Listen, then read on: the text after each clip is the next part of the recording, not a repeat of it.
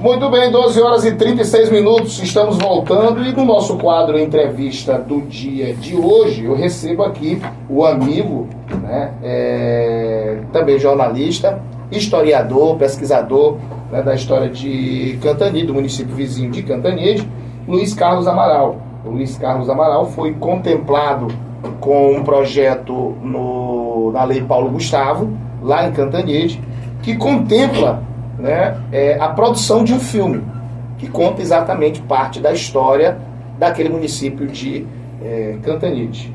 Primeiro, boa tarde, queria te agradecer estar aqui, despender um pouco do teu tempo e estar aqui conosco, brindando a nossa audiência com o que vai ser, sem dúvida alguma, um papo muito sadio, tratando sobre história e tratando sobre cultura. Boa tarde, meu querido. Boa tarde, Alberto. Boa tarde aos ouvintes da Rádio 90, com quem eu tenho um prazer muito grande, né? Já tive a oportunidade de estar aqui outras vezes, dessa emissora que é líder de audiência na região e que chega a Cantanhede, tanto na sede como na zona rural, e tem uma audiência muito grande. Agradecer a direção da casa, agradecer a você e todos os profissionais dessa casa por essa oportunidade que está nos dando em falar deste projeto.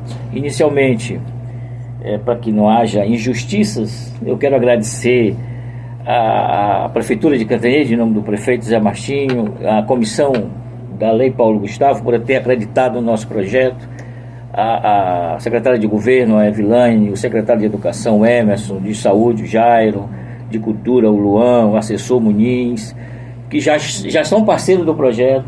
Um projeto desse não dá para fazer sozinho.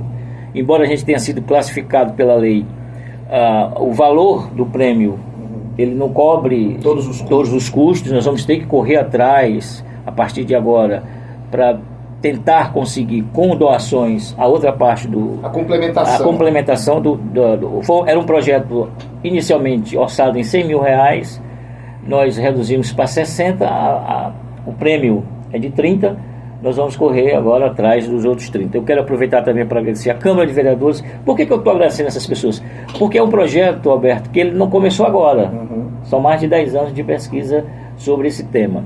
O presidente Natinho, o vereador Lucim, que tem nos dado muito apoio na divulgação e no engajamento da própria Câmara de Vereadores, o assessor jurídico José Alberto, que já tivemos juntos em Aroazes, o Arquivo Público do Estado, em nome de 2 pessoas, da Vilma e da Conceição, o Museu do TJ, em nome do Hugo Anes, o professor Luciano Miranda, que é lá do Instituto Federal do Piauí, o doutor Carlos Brandão, que é desembargador federal do TRF1, que é um entusiasta dessa história, do projeto e de outros projetos que eu vou falar aqui a pouco, do secretário lá de Aroazes, o Lindomar Lins, do prefeito, tanto o anterior, o Tomé Portela, como o atual, o Manuel Portela, enfim, a minha família, né, que tem dado um apoio, pai, irmãos, minha esposa que está aqui com minha filha menor sempre diz: papai só fala em Fuga de Aroazes. Está começando agora. E ela já está até ficando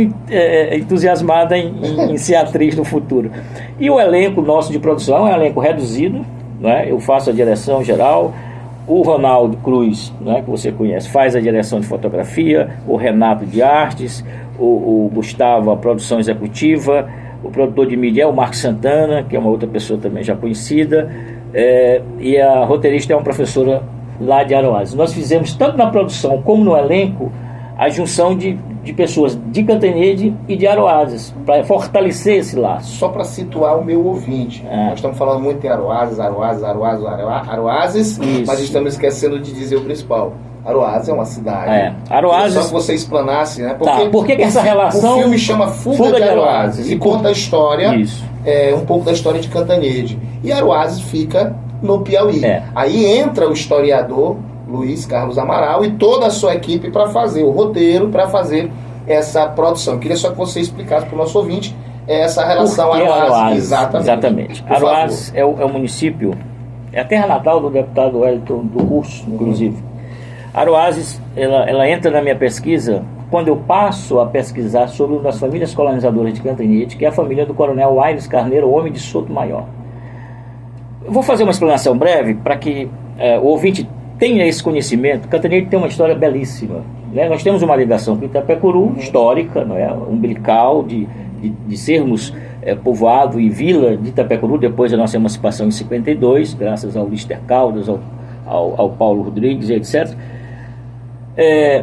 Cantanhede, ele tem uma peculiaridade que eu costumo dizer, por isso eu batizo, eu tenho um projeto chamado Cantanhede Patrimônio do Mundo, porque ele recebe gente de todo mundo, né? Principalmente na Europa. E o que acontece? Em 1536, Cantanhede teve a grata satisfação de receber a tribo chamada Tribo dos Barbados. Por isso essa região lá é chamada região dos Barbados. Depois do naufrágio do Aires da Cunha, os sobreviventes desse naufrágio, quando o Aires da Cunha vem para o Maranhão para colonizar, que tinha um problema seríssimo e ainda tem de correntes e tal, o Aires da Cunha sofre um acidente ali no Parcel de Manuel Luiz, a parte da esquadra morre, né, acaba, e os sobreviventes, uma parte vai para Barbados, aqui no Caribe, outra parte sobe o Mearim, vai para São José do Mearim, próximo à Barra do Corda, e outra parte sobe o Rio Itapecuru e vai para a Foz do Piritoró. Então, as cartas de Seis Marias, quando elas se referiam à região, chamavam-se Região dos Barbados. A carta do Faustino Cantanhede, que nós consideramos como fundador de Cantanhede, quando ele chega em 1720, mais ou menos, a carta diz, ele passa a ocupar a terra a região dos Barbados. Então a região dos Barbados, ela compreendia Cantanhede, Pirapema, São Mateus, toda essa região, mas o foco era a Foz do Piritoró. Tanto é que a fazenda, chamava Fazenda dos Barbados, hoje a fazenda pertence ao Grupo Maratá, ela está do outro lado do rio, da Foz, né? Aqui seria do lado esquerdo, quem vai subindo o rio. E do lado direito, na terra do ex-prefeito Eliseu, tem um cemitério que é chamado Cemitério dos Barbados. Isso me inquietava, porque Cemitério dos Barbados. Eu tive que passar a pesquisar. Dos 5 grandes colonizadores que eu considero, o Faustino, por volta de 1720, que o nome se dá a ele, e aqui é a terra dos Cantanhede, né? Tanto o Faustino como os 2 filhos, o Manuel de Jesus e o José Cantanhede. O Pierre Lamanier, que ocupa a área ali que nós chamamos de Galvão, que veio da França, veio de Bayonne, chega por volta de 1735. Em 1772 chega o Aires para ocupar a região, o Sotomayor, para ocupar a região dos Barbados, né, a Foz do Piritoró. 82 chega o Antônio Henriques Leal, o avô, para ocupar a região do Candibas, com a fazenda Guanaré, onde nasce o nosso filho mais ilustre, né, o Antônio Henriques Leal Neto. E depois o Antônio Lopes da Cunha, já por volta de 1791, que passa a ocupar. A Carta de Seis Marias do Antônio Lopes da Cunha diz que ele passa a ocupar a terra que pertenceu ao defunto Manuel de Jesus Cantanhede. Só para o meu ouvinte ficar ligado, as Cartas de Seis Marias eram os títulos de propriedade dados pela coroa para que como se fosse um título de posse, né, para os colonos ocuparem e explorarem determinadas áreas. Só para o nosso ouvinte ficar mais ligado. Pois é, aí vamos fazer um recorte, vamos para o Coronel Aires Carneiro Homem de Sotomayor. O Coronel Aires Carneiro Homem de Sotomayor, ele é descendente de uma localidade na Galícia chamada Sotomayor. Tem lá o castelo, um castelo medieval, onde surge a família. Ele já nasce em Lisboa. Aí ele serve em Lisboa, serve na Índia e vem para o Maranhão. Aqui no Maranhão, quando ele passa a ocupar a região dos Barbados, ele casa com uma filha do Belfort, do Lourenço Belfort, né? O Lancelot. O Lancelot. Você sabe que veio da Irlanda. Você sabe que a região, a ribeira do Itapecuru, ela passa a ser ocupada da família Muniz Barreiro, depois o Belfort, aí vem, lá vai subindo, aí vai subindo Galvão, Cantanhede, Lamanier, enfim, Leal. E aí ele constitui uma família grande, ele tem 13 filhos. Desses 13 filhos, 9 são mulheres. Então há levantamentos históricos, principalmente em Fidalgos e Barões, do Wilson Coutinho. Ele foi acusado de trocar as filhas por terra, casar com governadores. Para você ter ideia dessas filhas, a Ana Joaquina, que era mais velha, casou com o governador do Maranhão. A Luzia, que retrata o filme, a Luzia casa com o governador do Piauí, que é o Serra Negra, o Luiz Carlos Bacelar, por isso entra Aroaz na história, e depois casa com o governador do Maranhão, o José Tomás. E uma das outras filhas, se casou com o juiz, que demarcava as terras, e uma delas, 2 delas na verdade, a Rita Leocádia e a Mariana Carneiro Sotomayor, elas casam com o Barão do Itapecuru. Ele casa, morre a primeira, ele casa com a segunda irmã, entendeu? Então tinha essa relação muito José histórica. Félix de Burgos. E de Burgos. Então tinha exatamente, tem muito essa relação histórica. E aí o que nós fizemos? Nós fizemos um corte para falar da Luzia. A Luzia, ela dispensa comentários. Foi um personagem que existiu na história de Cantanhede do Maranhão, do período colonial brasileiro. A Luzia consegue ficar com a herança dos dois governadores, do Maranhão e do Piauí, num processo de pedido ao Dom João VI e depois ao Dom Pedro I. Ela tinha uma influência muito grande. Eram os colonizadores, os desbravadores dessas terras, ligação direta com a coroa portuguesa. Porque o próprio Luiz Carlos Bacelar, quando ele recebe e o título da Ordem de Cristo, Cavaleiro da Ordem de Cristo, e a patente de coronel de cavalaria no Piauí, e passa a integrar a primeira junta governativa quando o Piauí fica independente do Maranhão, foi por determinação do Dom João VI. Por quê? Porque ele financiou a vinda do Dom João VI nas guerras napoleônicas. Quando Napoleão, né, invade Portugal, ele foge, a coroa foge para cá. Quando renasce o Brasil e nasce... Aliás, quando morre a coroa e nasce o Brasil quase independente. Exato. Então, o que é que nós pensamos? Inicialmente nós pensamos em fazer um curta, mas aí o curta, 10, 15 minutos... Ia ser muito curto. Muito curto. Um filme já é muito curto para contar toda essa história. Nós fizemos um corte e resolvemos nos inscrever no Média. Lá não houve longa, era curta e média. Nos inscrevemos no Média e fomos contemplados. Deve ficar em volta de 40, 50 minutos. No início eu pensei um monólogo. Era o coronel. Contando sua história. Contando essa história toda. Por que é fuga? Aí vem um outro fator espetacular nessa história. A Luzia, quando ela casa com o Coronel Aires, com o Coronel Serra Negra, ela casa lá em Barbados. Ele não vem. O pai da Luzia, por procuração, representa o noivo.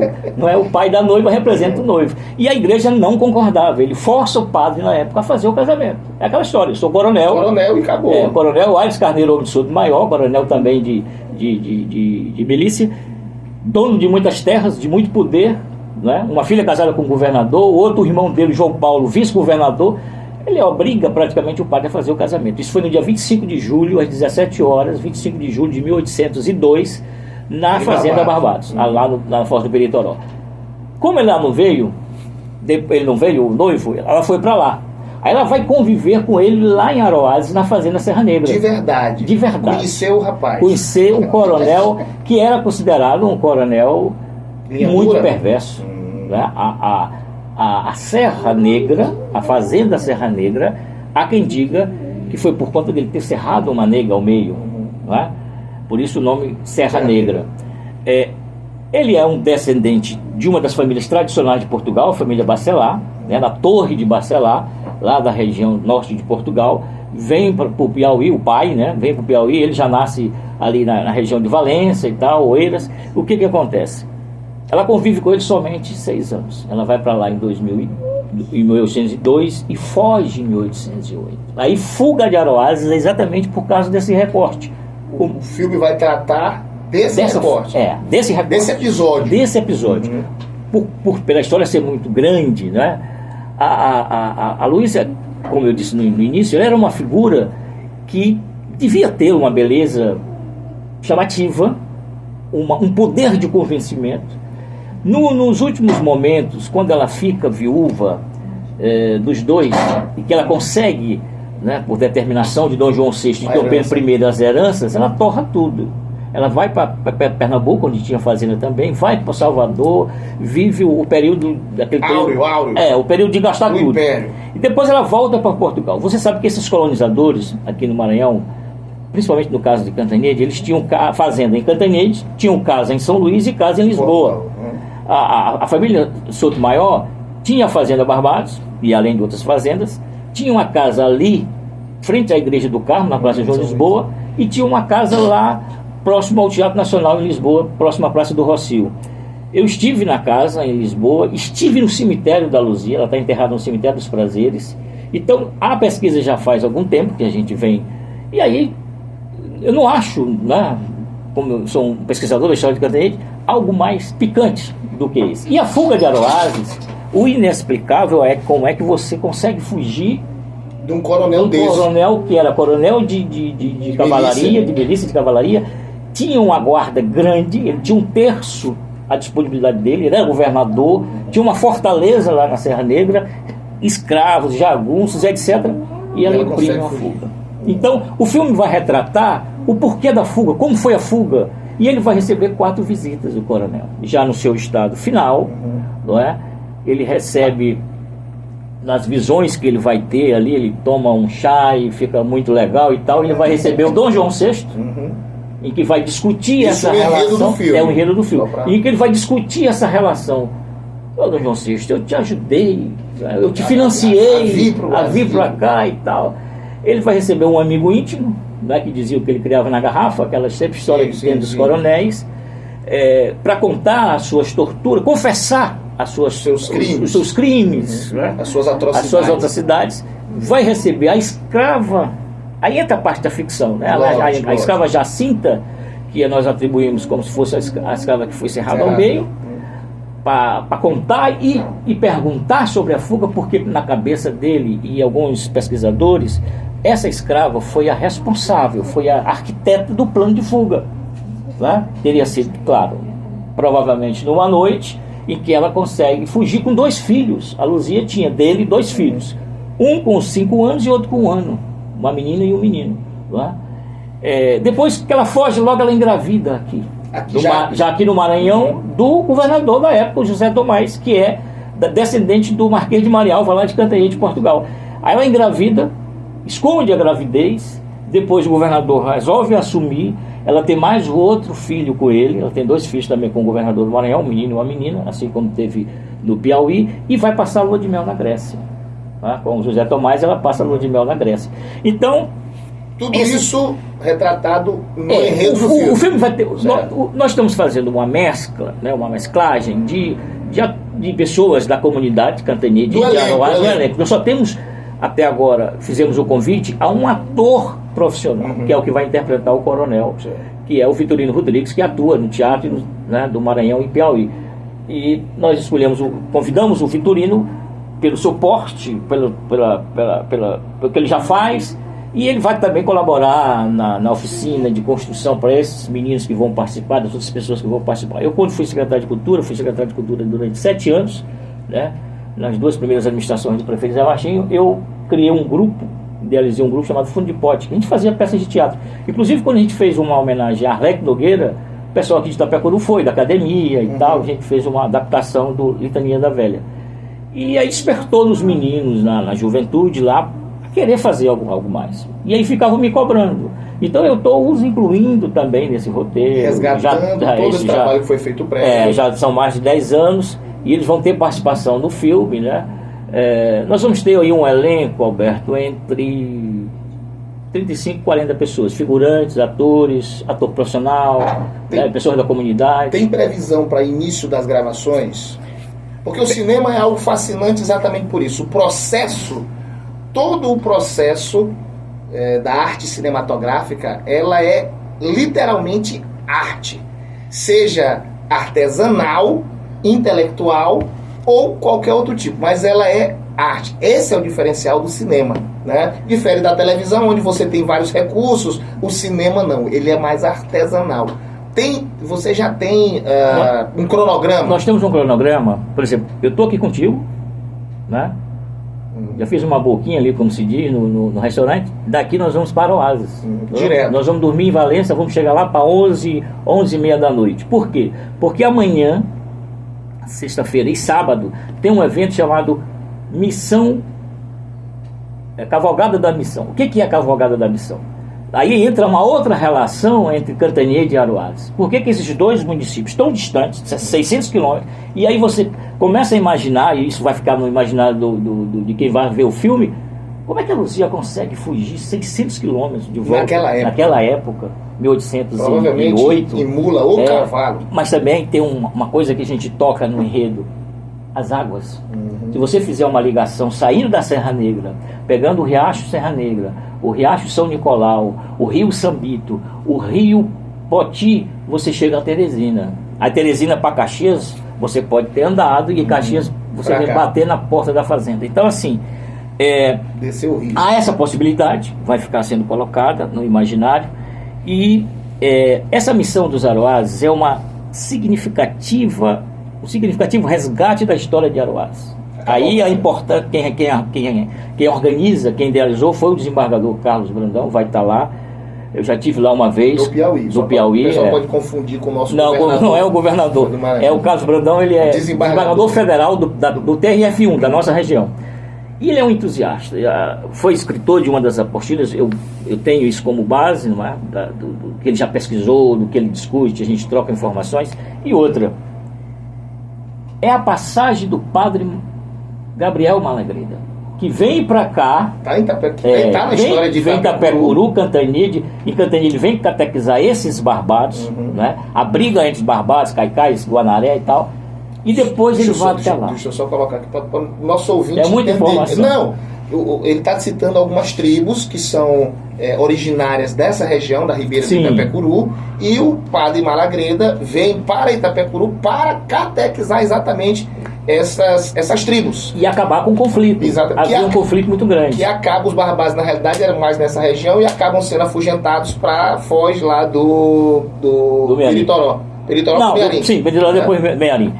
O Gabriel Malagrida, ele passa aqui por volta de 1723, 24, 27, ele sobe o grande ápice, o ápice dele lá em Aroazes é 29, e aí diz missão dos Aroazes, que era a missão, o padre Gabriel era italiano e jesuíta, que tem uma história muito interessante também. O Gabriel Malagrida, ele é queimado vivo na Praça do Rossio, né, pela Inquisição, por atribuir que ele tivesse ligações com a Umbanda. Inclusive a Umbanda tem como um percussor, embora a Umbanda não tivesse essa configuração que existe, que tem hoje. E aí o Malagrida vai para catequizar os Aroazes. Então passa a ter essa relação Cantanhede e Aroazes desde essa época. Passando por Itapecuru, o Malagrida vai até Salvador andando.